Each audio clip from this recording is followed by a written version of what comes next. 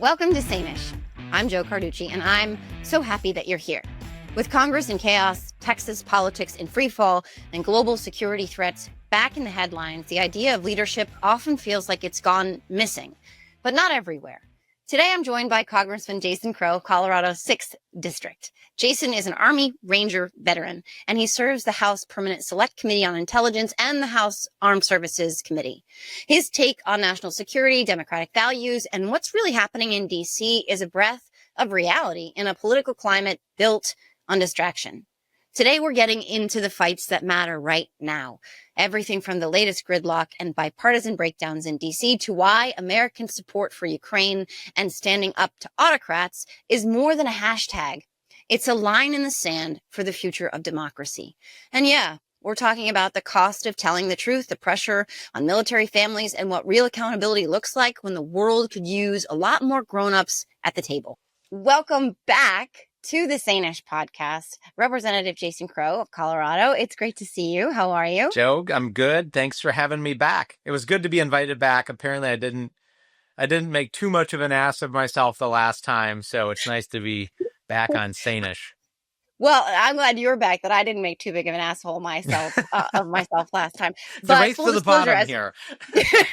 As we've already established before we started recording, my brain, I don't know what's going on, if it's the moon or the weather or the smoke from the Canadian wildfires. My brain is moving a little slow today. So I'm going to try really hard not to embarrass myself more than usual. But thank you for coming back. You have had a very busy break from regular session in Congress, but you've been on the West Coast, you've been all over the news, you've been on Bill Maher's show, you've been on the Pod Saves, but something else that you've done recently that I want to open with is you've sued the Trump administration. Can you talk about why? Yes, I have.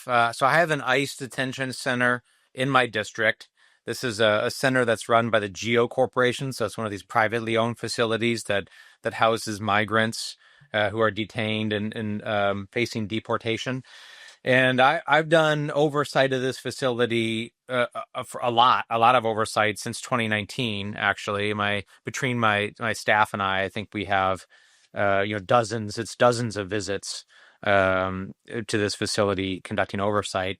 And in 2019, under the first Trump administration, they denied me access to this facility right after I was sworn in as a member of Congress. So I got together with my fellow members. We actually changed the law, and we made a new law that says that no administration can deny members of Congress access to any facility run by DHS or receiving money from DHS, which is the case with this facility.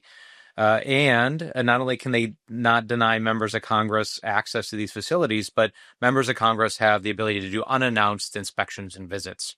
So that is what the law says. It's very clear.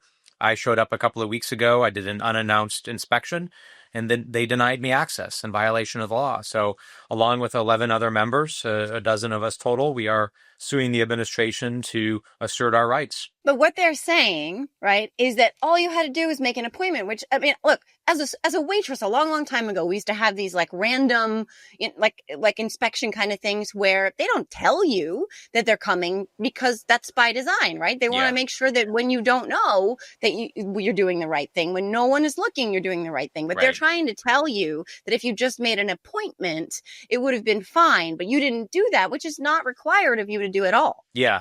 Yeah. That's not what the law says, right? So the administration says, well, we've created this new policy. The policy says we have to give them 7 days notice. I'm like, wait a minute, should we go back to government civics 101 here? Right. Because it's Congress that makes the laws, and it's a presidential administration that's supposed to implement them and follow them. You cannot, by executive order or rule or regulation or just damn opinion, decide to change it and do your own thing. That's not how the government works. That's not how the Constitution works. So that's the most important point. The law is very clear here, and they just can't change that. But to your point, effective oversight requires our ability to conduct these unannounced visits, right? Because we just know it's just human nature, right? Someone's coming, and you're gonna, give the fresh coat of paint. You're gonna clean things up. You're just gonna, present a view of what you want people to see, not the reality of the day-to-day. And to do effective oversight, we actually need that reality of the day to day. Right.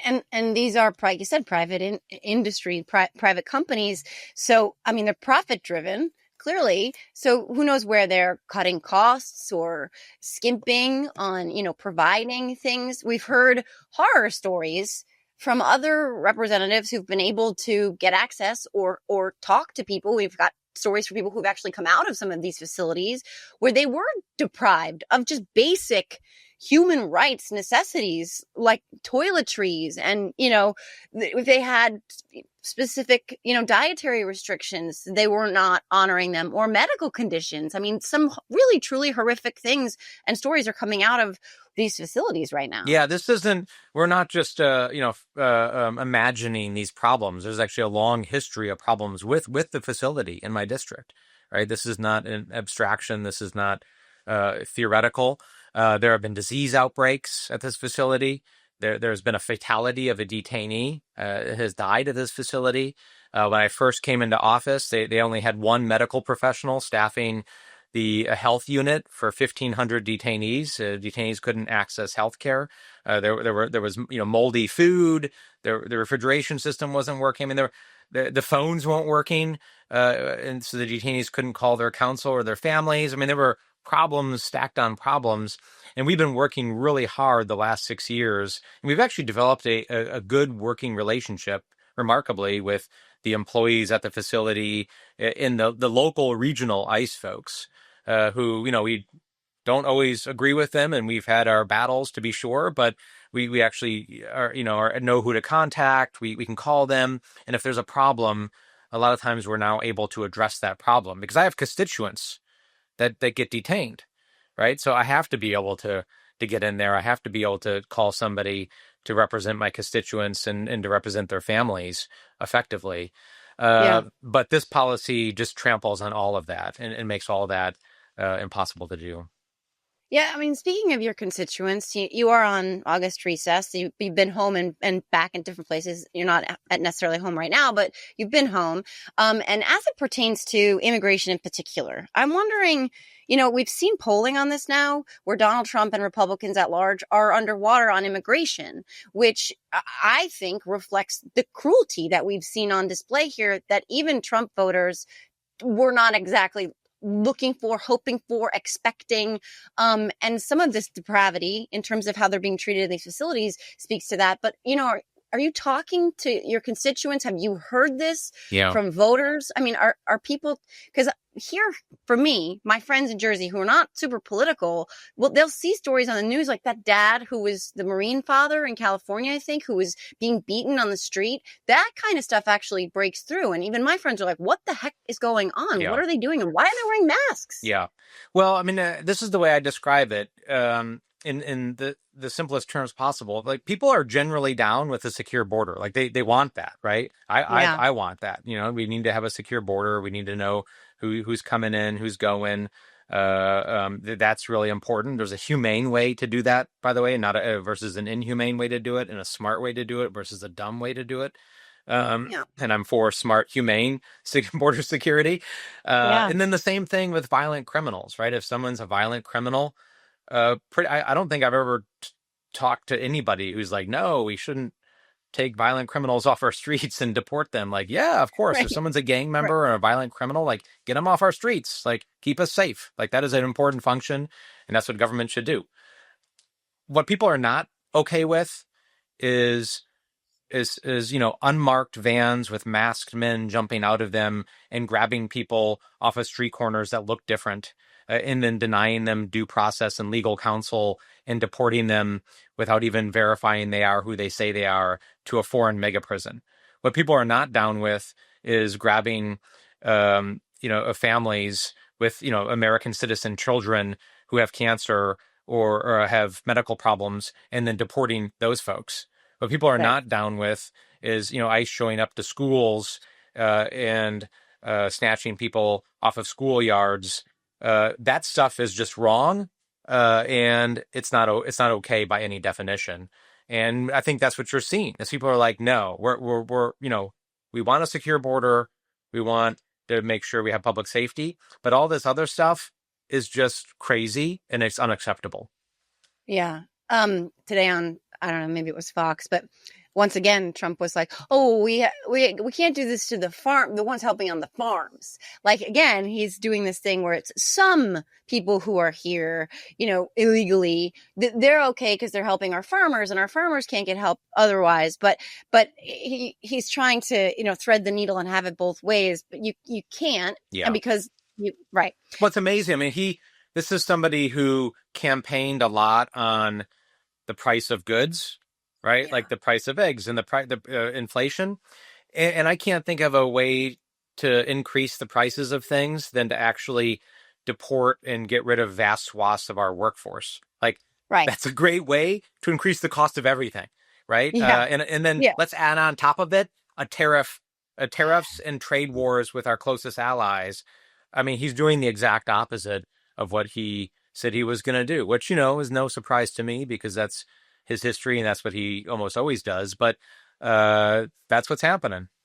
Yeah, prices are going up on everything now. Right. And as a result of these tariffs directly, I mean, Procter and Gamble said, these are a result of the tariffs. There's polling too out there that Americans are holding on to their money more and more because they're increasingly concerned about how much everything costs, in particular groceries. And he keeps touting how much money the government has made on tariffs without mentioning the fact that the money that is coming from the tariffs is coming from us. Right. We are paying the tariffs. The tariffs are a tax. Again, the voters are not stupid, but the question I have is, are they laying the blame for these increases in prices where they belong? Like, is it being laid at his feet and Republicans' feet? Well, that's in part our job, right? We have to be really clear what's happening, and we have to communicate with people. We got to show up everywhere. We have to do a little bit of our own zone flooding. Bannon is talk about Bannon always talks about flooding the zone. Like, well, the hell with that. We're gonna flood the zone, right? And that's why I'm going everywhere. I go on Fox News all the time. I go on all these other outlets. There's really no ground that I'm going to allow to be uncontested, right? I'm just not going to do it. I'm not opting out of pretty much anywhere, right? If someone is going to have me on, I'm going to go in there and make the case and explain how this administration is destroying the lives of working class Americans and blue collar Americans and why it doesn't need to be that way. Yeah, and that's where you make the biggest impact because you're not talking to the same people all the time. You're reaching a different audience and you're doing it in words and language that they understand. And by the way, increasingly feel. And you went on Maher and you killed it on Bill Maher. I have mixed feelings about him. But what was that like? It was pretty surreal. I mean, it was I knew I was going in. I was going to have to make the case, and and I did what I had to do. This is a perfect example of me going everywhere and making the case to everybody, which I'm doing not just as a Democrat elected, but also as the recruiter. So I'm the co-chair of recruitment for the DCCC right now. So it's my job to actually go out and find the candidates that we need to flip the House in the midterms. And I'm of the view that finding the right candidate is the single biggest factor to flipping a seat. Because I flipped a seat in 2018, right? I'm the first Democrat ever to hold my seat in its 40 plus year history. And when you're convincing people to change their votes or to change the way they're viewing something, that's a challenge. It's a unique challenge, and it's something that I have a history in doing. Oh my gosh, it matters so much because when you remove the candidate from the issue, sometimes the voter really supports the issue, but when you attach the candidate to it, all of a sudden they don't. And so the candidate is crucial. So thank you for doing that. And also thank you for flipping that seat. But getting to the flipping of the House in the midterms, that does bring me to what is happening in Texas right now and what the Democratic legislators in the Texas State House are doing by not being there for this quorum. Is that what it's called? A quorum, right? Yeah, quorum. Yeah. Mm-hmm. And one of the things I love so much about you and your team, shout out to his incredible team of amazing people who are trailblazers, by the way, just a shout out to them, is that you know how to fight. You know how to fight literally, because you have military background, but you know how to fight this fight right now. And we are so often accused on our side of bringing a butter knife to a machete fight. But you're meeting the moment by going out there. And that's what I think and standing up and fighting, not necessarily dirty, but fire with fire. And that's what these Texas Democrats are doing right now, where they are saying you cannot gerrymander these maps and remove 5 congressional seats because they're worried about losing. They know they're going to lose in the midterms the way things are going right now. So the Texas Republicans are up to some chicanery, some cheating. And I love the way the Texas Democrats are meeting this moment. Yeah, what are your thoughts I on do that? too. Listen, I think, I mean, I am here for this fight. There's no doubt about it, right? That's my history. That's my background. I've fought for this country overseas. I am fighting for our democracy now. And this is the time for strength. It's a time for strength and confidence and being clear-eyed, right? And there's both the substance of the fact, right? And that is when there's a fight like this and they're trying to push through maps and rig the system, we should resist that fiercely. But Yeah. also our style too, right? Like we gotta lean in, we gotta be strong, we gotta be communicative, we gotta show some freaking confidence, right? And it's pretty clear, right? You look at the data, you look at all these polls, people think that the Democratic Party isn't strong enough, isn't focused enough, doesn't have enough fire. All right, let's have some freaking fire then. Like let's show some Yeah. confidence and lean into this battle, right? Yeah. So that's what I'm here for. And the Texas Democrats are doing the same. And these state house members down there are rising to the moment. Yeah, and I would say that the Democratic governors in blue states like J.B. Pritzker and Gavin Newsom and Kathy Hochul, they're meeting the moment too.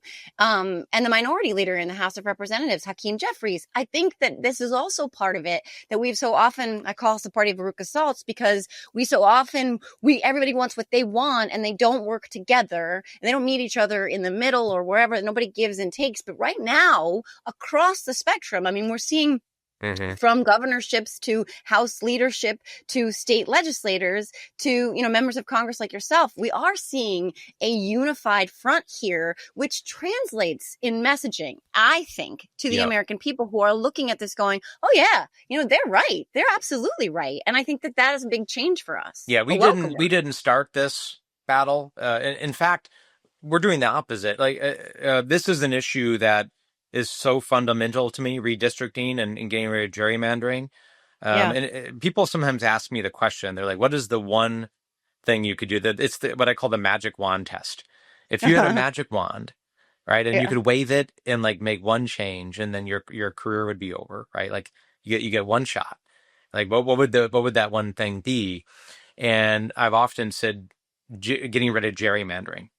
Because if you want to change our politics overnight, you want to change the face of Congress and the way our government works overnight, you get rid of gerrymandered districts, deep red districts, deep blue districts, which remove all incentive to collaboration, any incentive to compromise.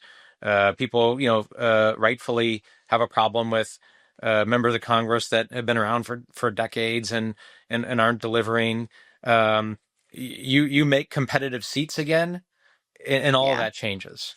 Right. Yeah. So that's where we are. And I think we need to. That's why I have always actually supported federal efforts that would get rid of politics across the nation. But until we can do that, I'm also not about unilateral disarmament. Right. I think sitting here and doing all the right things in blue states and blue areas where they cram it down in Texas and other places is going to put us in a really bad spot. Yeah, I mean, they ripped up the playbook, set it on fire, and set it out to sea. We have to adapt. But back to your point about gerrymandering, I mean, to have a truly representative government, that stuff has to go away. But it also speaks to why we're in a place where so many Americans don't think the government works for them. Yeah. Because it's not in many cases, because these are people who aren't really there to serve the interest of their constituents, because it's not about that. It's about politics. And that's a fundamental problem. Last question. We don't need to get an Epstein, even though Comer just subpoenaed people for testimony, which is important. But because you're on the Intelligence Committee, and so many people have questions about what is going on with Pam Bondi, the grand jury, all of this, look over here, Obama, Clinton, Comey, Russiagate stuff. Can you just unpack that, like the cliff notes for my listeners and viewers as to the truth as much as you can possibly explain it, and what Republicans are trying to do here with that, because it's a lot of people are in the weeds on this, and they just hear like Russiagate, it was all a hoax, and that's enough, and then they check out. Yeah. So this is how I describe this whole issue. Donald Trump really doesn't want the Epstein report released. He's very, very worried about it, which clearly to my mind means that he's worried about being listed in it and what it says about him, given the amount of interaction he had with Epstein over the years. That's A. B, it came out a couple of months ago, Pam Bondi, the Attorney General, briefed Trump on this and informed him that he was listed in the report. C, immediately after that, this starts the cover up, right? Yeah. They're not gonna release it, and he directs the director of national security or director of national intelligence, Gabbard, to start talking about this Russia collusion hoax. Right. So that leads us to where we are on that. The allegations of Russian meddling in the 2016 election was the subject of 4 different investigations, right? Many of which were done under the first Trump administration, including a bipartisan Senate investigation led in part by, wait for it, Marco Rubio, right? The now National Security Advisor and Secretary of State. In that report, and soon to be Bureau of Labor Statistics head, I'm sure. Yeah, I'm sure. Like, by just pile it on, right? Yeah. It's probably it wouldn't surprise me, right? So, the bottom line is that this has been the most investigated and reinvestigated finding in probably the history of the American intelligence community, and there is consensus on the fact that there was Russian meddling in the 2016 election. That's different from the allegations of collusion between the Trump administration and Russia. Different. Very clearly, Russia meddled in investigation. In fact, the Russians themselves have admitted it multiple times. Collusion is a different allegation, right? Which there's some evidence for, but the finding was not enough to prove that it happened. What the Republicans are doing is they're trying to conflate the two. They're trying to muddy the water, and every time you bring up meddling, which is proven and investigated numerous times by the Republicans themselves, they try to pull the collusion thing into it, right? Right. They try to muddy the water, kind of a bait and switch. That's what they're doing. So don't allow them to do that. The two different issues, one of those investigated significantly, proven over and over and over again to be true. Another one, unclear, not proven. So don't allow them to mix them. All of which, you said it already, is to cover up. Look at the over here. Don't look at that over there. And you have it on your Twitter. You have the countdown. It's been, or the ticker, of whichever way you want to look at it. It's been 13 days since Republicans shut down Congress to stop the release of the Epstein files. Yes. They're talking about Democrats shutting down the Texas state legislature and not doing their jobs. But your colleagues across the aisle shut down Congress to stop the release of these files, while look at the shiny object over here with Pam Bondi and Russia. How crazy is that, right? We were literally here voting, and we had bills to vote on, debates to be had, committee meetings, and Mike Johnson literally shut Congress down to avoid what would have been a bipartisan vote that would have passed to release the files. So instead, they shut the doors. Wow. I mean, how that isn't outrageous to every single human being, regardless of what party affiliation you have. I don't understand how people aren't outraged that Ghislaine Maxwell, who was convicted and sentenced to 20 years for child sex trafficking, was quietly moved to like a club fed in Texas. I don't understand how people across the board are not absolutely outraged and disgusted by all of this. I just don't, as a mom, as a human being, as a survivor, I just don't understand it. The lack of accountability to what is, maybe one of the biggest child sex trafficking exploitation that goes to the top levels of government and power and finance, in the almost total lack of accountability in justice is really shocking. And that's why people should be outraged by this. Yeah, and that's why just to close, that's why your voice, your fight, your constant, mantle that you hold up of demanding justice, demanding accountability, whether or not it's making sure that you can inspect these ICE facilities or making sure that there is accountability for this horrific child sex trafficking ring, or whether it's accountability for members of your, of Congress who have accommodated billionaires at the cost of the American people and our pocketbooks and sacrificed our health care and our nutrition assistance, et cetera. Thank you for consistently standing up, even during your August recess, especially then, actually, because that's when a lot of other people are not continuing the work, but you are. So thank you for that, as always. And thank you for holding your own on Bill Maher, more than holding your own, for laying it out there. That is, that's a gauntlet. So, and I was very Thanks, impressed. Jo. Well, I'm here for this fight, as are you, I know, and always good chatting with you. Look forward to the next. Thanks to Congressman Crow for joining me today. If today's conversation gave you hope, perspective, or just a much-needed reality check, do us a favor. Rate, review, and share Sanish with someone who needs a reason not to give up on this country just yet. Until next time, stay clear-eyed, stay loud, and remember, democracy is a verb, and it only works if we're in it together.